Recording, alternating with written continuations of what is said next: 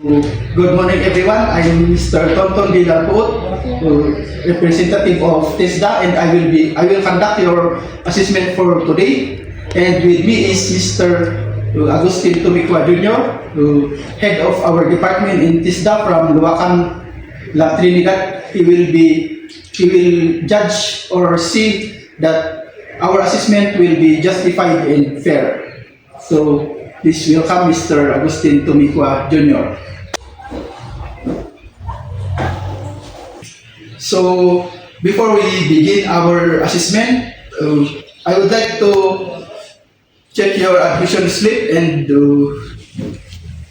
file your attendance.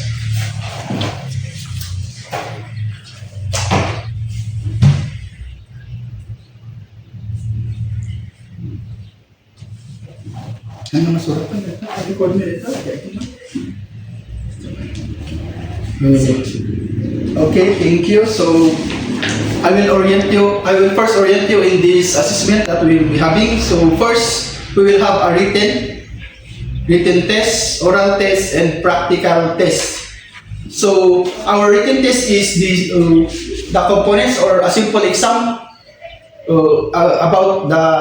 about lubrication system, about transmission system that you will be that will be the lesson that you will be assessed today. So we will have a written for that, and the oral test is I will ask you some questions, simple questions. You will just answer it orally, or you can just answer it on your own. So this will be an easy type. So and lastly is our practical exam. So our practical exam will be hands-on. You will demonstrate to me how you will assemble and disassemble the transmission. If you have any questions, you can ask now before we begin. So do you have any questions? Mr. Patalon? How many minutes will be this assessment? So our scheduled time is about 3 hours, but I know that this assessment will not take 3 hours, so 3 hours will be a lengthy time for you to finish this assessment. So, nice question. After this assessment, I will provide feedback. I will give suggestions on how you improve your knowledge in this kind of work or in this lesson.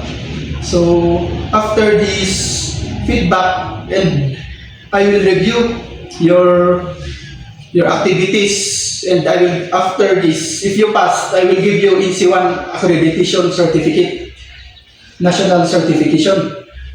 So if however you will fail, you will have to retake this assessment after you improve your talent. So are you ready? Yes, sir. So I will give this, we will first do your written examination. Good luck, by the way.